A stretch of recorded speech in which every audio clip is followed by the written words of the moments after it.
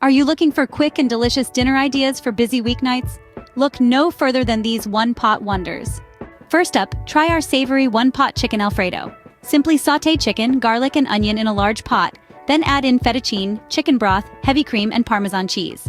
Let it simmer until the pasta is cooked to perfection. Next, whip up a batch of our flavorful one-pot jambalaya. In a Dutch oven, cook up sausage, onions, peppers, and celery. Add in rice, diced tomatoes, chicken broth, and Cajun seasoning.